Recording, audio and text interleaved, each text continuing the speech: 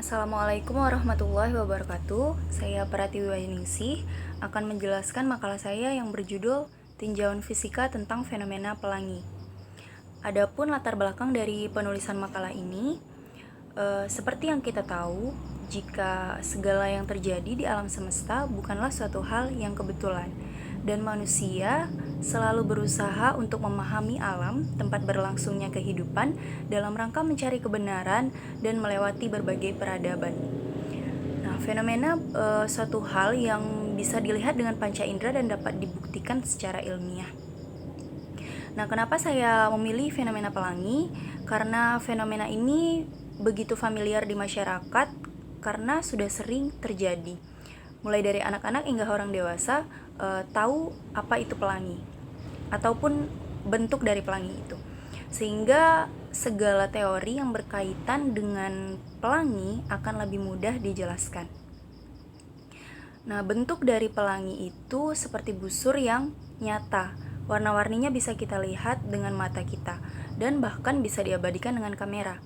Tetapi di sisi lain juga bisa dikatakan seperti fata morgana, karena pelangi bukan suatu benda padat di langit yang bisa kita sentuh dan tidak tahu di mana keberadaan pelangi itu secara spesifik. Nah, keunikannya sudah menjadi ilham bagi dunia seni, mitologi, dan ilmu pengetahuan, khususnya ilmu fisika. Nah, karena keunikannya ini, banyak sekali yang mengaitkannya dengan berbagai mitos. Menganggap jika pelangi itu adalah lintasan para bidadari turun ke bumi. Bahkan ada yang menganggap juga jika di ujung pelangi itu ada sebongkah emas. Dan pada zaman Yunani kuno, mereka menganggap bahwa pelangi adalah lintasan para dewa yang turun ke bumi. Maka dari itu, ini menjadi tantangan yang menarik bagi para ilmuwan, khususnya ilmuwan fisika, untuk meneliti bagaimana teori pelangi berdasarkan ilmu pengetahuan. Karena fisika adalah ilmu yang mempelajari tentang sifat dan fenomena alam ataupun gejala alam dan segala interaksi yang terjadi di dalamnya. Nah, maka dari itu makalah ini ditulis agar segala hal yang berkaitan dengan bidang-bidang fisika dapat dijelaskan lebih lanjut. Baik, selanjutnya itu tentang tujuan penulisan makalah, di mana makalah ini bertujuan untuk mengetahui proses terjadinya pelangi ditinjau dari konsep fisika, mengetahui bentuk dari pelangi, dan mengetahui berbagai variasi jenis pelangi. Masuk ke bab selanjutnya tentang kajian teori. Pertama kali dibahas tentang pelangi menurut para ilmuwan. Ilmuwan yang pertama memberikan definisi tentang pelangi adalah Aristoteles. Dia menganggap bahwa pelangi merupakan refleksi cahaya matahari oleh awan. Kemudian definisi dari Aristoteles itu disempurnakan oleh Alexander. Dia menemukan perbedaan warna langit di dalam dan di luar lengkung pelangi. Jadi menurutnya warna langit di dalam lengkung pelangi itu lebih gelap daripada di luar lengkung pelangi. Sehingga lengkung gelap ini disebut dengan lingkaran gelap Alexander. Selanjutnya dijelaskan oleh Kamal Aldin, seorang ilmuwan muslim yang pertama kali bisa menjelaskan konsep pelangi secara matematika.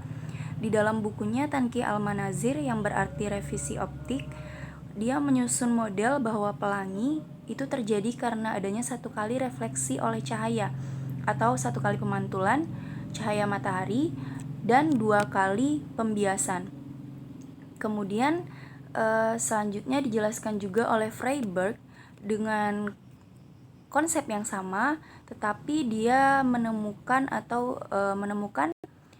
teori pelangi primer dan sekunder, di mana dia menganggap bahwa pelangi primer itu terjadi dengan satu kali pemantulan dan dua kali pembiasan, sedangkan pelangi sekunder itu terjadi dengan dua kali pemantulan dan dua kali pembiasan. Ilmuwan yang selanjutnya adalah René Descartes. Jadi Descartes dapat menghitung dan memperkirakan bilangan sinar-sinar sejajar dari matahari yang menimpa bulatan atau lengkungan tetesan hujan.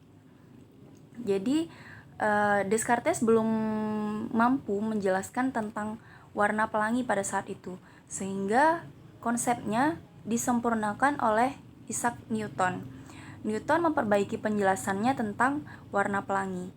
Newton menganggap bahwa pelangi merupakan spektrum warna yang dibiaskan melalui prisma, atau di sini tetesan hujan yang bersifat seperti prisma. Kemudian yang kedua yang kita bahas adalah tentang konsep dan hukum fisika terkait dengan pelangi.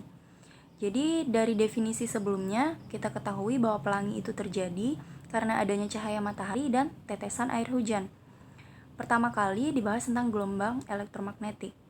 Menurut Maxwell, gelombang yang dihasilkan dari medan magnet dan medan listrik merupakan gelombang elektromagnetik. Dan cahaya yang dimaksud di sini adalah cahaya matahari itu merupakan gelombang elektromagnetik yang bisa diidentifikasikan berdasarkan frekuensi dan panjang gelombangnya. Cahaya matahari yang kita lihat berwarna putih itu sebenarnya tersusun dari berbagai warna dengan panjang gelombang tertentu, yaitu bisa disebut dengan spektrum cahaya tampak dengan panjang gelombangnya dari 700 sampai 400 nanometer.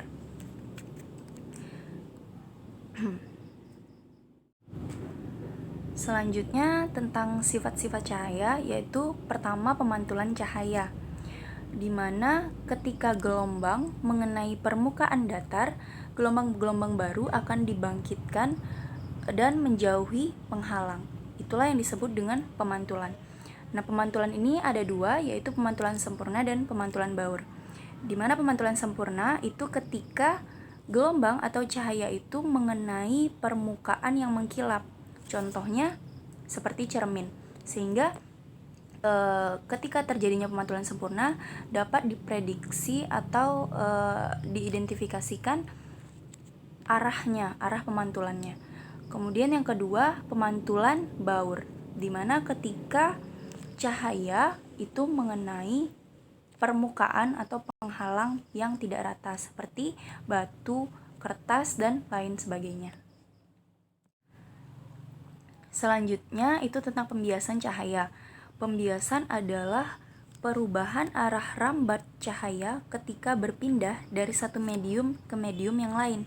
Terjadi karena perbedaan laju cahaya terhadap kedua medium tersebut. Jadi, laju cahaya pada medium yang rapat itu lebih kecil daripada laju cahaya pada medium yang kurang rapat. Pada proses terjadinya pelangi, itu tetesan hujan itu bersifat seperti prisma, di mana cahaya yang melewati tetesan hujan dapat dibiaskan.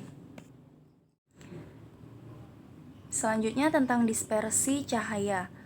Dispersi cahaya merupakan gejala penyebaran gelombang melalui celah sempit atau penguraian gelombang. Nah, di dalam proses terjadinya pelangi itu terjadi penguraian cahaya putih atau cahaya matahari yang disebut dengan cahaya polikromatik menjadi cahaya monokromatik yang berwarna-warni seperti yang kita lihat dalam bentuk pelangi. Kemudian yang terakhir adalah tentang hukum Snellius. Nah, hukum Snellius ini adalah hukum yang berkaitan dengan proses terjadinya pelangi. Hukum Snellius itu ada dua, yaitu hukum pemantulannya dan hukum pembiasannya. Pada hukum pemantulan, itu sinar datang, sinar pantul, dan garis normal itu terletak pada satu bidang datar. Dan sudut datangnya sama dengan sudut pantulnya. Dan hukum pembiasannya bisa kita lihat jika cahaya merambat dari medium yang kerapatannya rendah menuju medium ke kerapatannya tinggi, cahaya akan dibiaskan mendekati garis normal. Pada gambar yang kedua, jika cahaya merambat dari medium yang kerapatannya tinggi menuju ke kerapatannya yang rendah, maka cahaya akan dibiaskan menjauhi garis normal. Selanjutnya pada bab pembahasan Yang pertama kali dalam pembahasan ini yang dibahas adalah tentang proses terjadinya pelangi. Seperti apa proses terjadinya pelangi? Jadi pelangi itu merupakan suatu gejala optik dan meteorologi yang terjadi secara alamiah di dalam atmosfer bumi serta melibatkan cahaya matahari, pengamat, dan tetesan air hujan, seperti pada ilustrasi gambar di samping. Selanjutnya, dapat kita lihat proses terjadinya pada skema geometri gambar berikut. Jadi jika ada cahaya matahari yang bersinar setelah hujan berhenti, cahaya tersebut akan menembus tetesan air hujan di udara. Nah, udara dan tetesan air hujan ini memiliki kerapatan yang berbeda. Jadi ketika sinar matahari menembus tetesan air hujan, akan mengalami pembelokan arah rambat cahaya atau pembiasan. Nah, cahaya yang dibiaskan itu kemudian cahaya matahari merupakan sinar polikromatik, sehingga ketika cahaya masuk ke dalam tetesan air hujan akan diuraikan menjadi warna-warna monokromatik sesuai dengan panjang gelombangnya. Setelah cahaya diuraikan menjadi warna-warna monokromatik, cahaya sebagian dipantulkan oleh dinding tetesan air hujan, dan sebagiannya lagi ada yang menembus keluar dari tetesan air hujan. Nah, setelah dipantulkan, cahaya akan mengalami pembiasan keluar dari tetesan air hujan. Pembiasan ini terjadi dengan arah yang berbeda sesuai dengan panjang gelombangnya, karena adanya perbedaan indeks media dari udara ke air. Kemudian prosesnya dapat lebih jelas dilihat pada gambar sebelah kiri paling bawah. Nah, di sini kita lihat bahwa pelangi pertama kali itu mengalami pembiasan saat masuk ke dalam tetesan air hujan. Setelah diuraikan atau terjadi dispersi, pelangi sebagian dipantulkan dan keluar mengalami pembiasan kembali.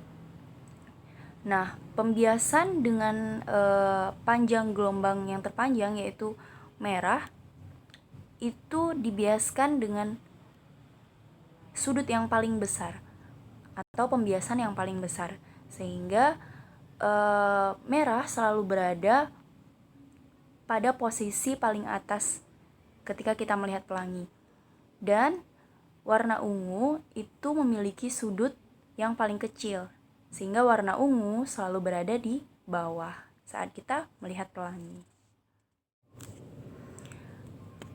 Kemudian penjelasan selanjutnya, di awal sudah dijelaskan bahwa faktor terjadinya pelangi itu ada 3, yaitu cahaya matahari, tetesan air hujan, dan pengamat itu sendiri. Jadi sebenarnya setiap orang itu memiliki pelanginya sendiri berdasarkan dari arah mana dia berada. Pada gambar pertama itu terdapat gambar ataupun skema posisi pengamat dan matahari saat mengamati pelangi. Jadi sinar matahari itu selalu berada di belakang pengamat agar pengamat bisa melihat pelangi.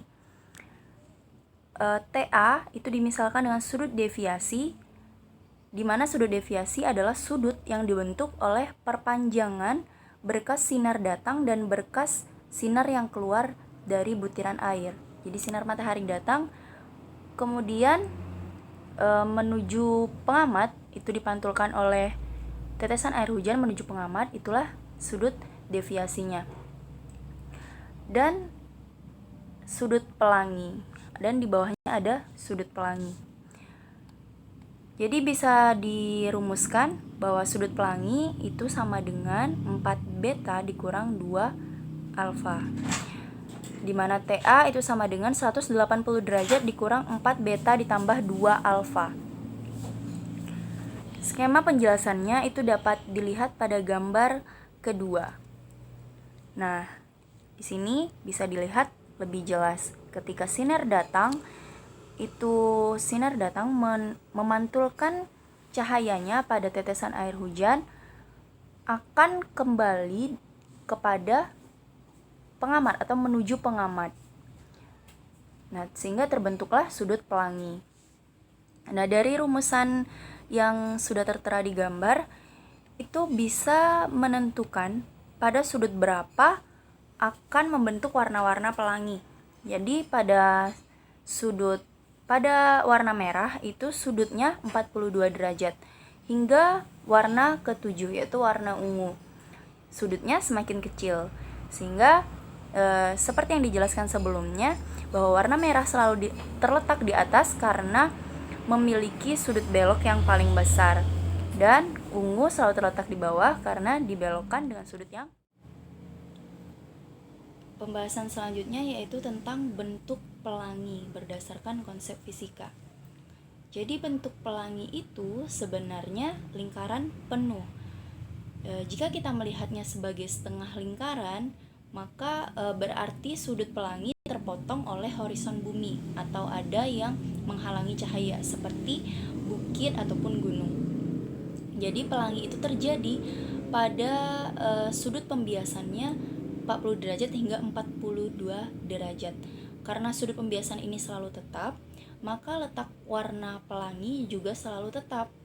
Jika warnanya selalu tetap atau bentuknya selalu tetap, jari-jarinya juga selalu tetap. Nah, jika jari-jarinya selalu tetap dari sumbu pusat cahaya, maka kita akan mendapatkan bentuk pelangi lingkaran penuh. Kemudian untuk bisa melihat pelangi, kita harus memiliki sudut deviasi 138 derajat. Nah, jika kita memiliki sudut deviasi 138 derajat, kita akan mendapatkan sudut pelangi 42 derajat. Nah, posisi relatif untuk melihat pelangi itu matahari, pengamat, dan pelangi selalu terletak pada satu garis. Jadi kita tidak bisa melihat pelangi jika matahari terletak di atas, di paling atas atau tegak lurus terhadap atmosfer bumi. Maka dari itu, kita sering melihat pelangi jika tidak di waktu pagi, itu di waktu sore, saat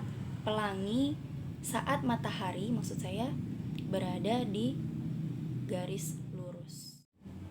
Pembahasan yang terakhir itu adalah tentang variasi jenis pelangi. Saya akan membahas untuk jenis yang pertama, itu adalah pelangi ganda. Pelangi ganda ini terdiri dari pelangi sekunder, pelangi primer, dan pelangi sekunder. Di awal sudah banyak definisi mengenai pelangi primer dan pelangi sekunder. Jadi pelangi primer itu pelangi yang terjadi dengan satu kali pemantulan dan dengan sudut 42 derajat. Sudut pelanginya 42 derajat dan sudut deviasinya 138 derajat, sehingga sudut itu saling berpelurus. Nah, sedangkan untuk pelangi sekunder itu adalah pelangi yang terjadi dengan dua kali pembiasan. Jadi setelah dibiaskan, pelangi kemudian dipantulkan dan dibiaskan kembali baru keluar dari tetesan air hujan. Nah, hal ini menyebabkan warna pelanginya terbalik. Jika pada pelangi primer itu letak warna merah itu paling atas dan warna ungu paling bawah. Nah, untuk pelangi sekunder dilihat pada gambar itu pada busur yang di luarnya, pelangi sekunder memiliki warna ungu di atas dan warna merah yang di bawah. Nah, jadi pelangi primer juga dia lebih terang dibandingkan pelangi sekunder. Nah, pelangi sekunder itu memiliki sudut pelangi 51 derajat dan berpelurus terhadap sudut deviasi 129 derajat. Kenapa warna pelangi primer itu lebih terang daripada warna pelangi sekunder? Karena warna pelangi sekunder itu sudah banyak dibiaskan atau mengalami dua kali pembiasan. Makanya warna pelangi sekunder itu lebih redup daripada warna pelangi primer. Dan dari penjelasan ini dapat disimpulkan bahwa Pelangi bukan suatu hal yang dapat dikaitkan dengan mitos, tetapi suatu gejala optik dan meteorologi yang terjadi di atmosfer bumi yang melibatkan sinar matahari, tetesan air hujan, dan berpengaruh terhadap posisi pengamat sendiri. Nah, proses terjadinya pelangi pertama kali terjadi pembiasan saat sinar datang. Pembiasan pada tetesan air hujan. Kemudian setelah dibiaskan, cahaya atau sinar polikromatik dari matahari itu dibiaskan atau diuraikan menjadi sinar-sinar monokromatik pada panjang gelombang tertentu. Setelah cahaya diuraikan menjadi sinar monokromatik, masing-masing dari sinar dipantulkan keluar tetesan air hujan dengan melewati pembiasan kembali. Nah, saat cahaya keluar dengan melewati pembiasan, cahaya akan terbiaskan pada arah dan panjang gelombang tertentu. Itulah yang menyebabkan bahwa warna pada pelangi yang paling atas selalu warna merah dan yang paling bawah itu selalu warna ungu pada pelangi primer, kecuali pada pelangi sekunder yang mengalami 2 kali pembiasan. Kemudian bentuk pelangi sebenarnya bukanlah setengah lingkaran, melainkan satu lingkaran penuh. Nah, satu lingkaran penuh itu dapat dilihat ketika seorang pengamat berada pada ketinggian. Contohnya pada pesawat, jika pengamat berada di atas pesawat, ataupun mungkin di atas dataran yang tinggi seperti bukit ataupun gunung. Nah, yang terakhir adalah tentang jenis-jenis pelangi. Jenis-jenis pelangi itu sebenarnya lebih dari 3, tetapi hanya dibahas 3 pada makalah ini. Nah, jenis-jenis pelangi itu dipengaruhi oleh faktor-faktor terjadinya pelangi tadi, yaitu sinar matahari, tetesan air hujan, dan pengamatnya. Jadi lebih sering dipengaruhi oleh tetesan air hujan saat matahari masuk, dengan tetesan air hujan yang berbeda-beda pada tetesan hujan yang banyak sekali di atmosfer bumi, sehingga akan menghasilkan bentuk ataupun jenis pelangi yang berbeda pula. Cukup sekian dari saya akhiri. Wassalamualaikum warahmatullahi wabarakatuh. Baik, cukup sekian dari saya. Lebih dan kurangnya saya mohon maaf. Saya akhiri. Wassalamualaikum warahmatullahi wabarakatuh.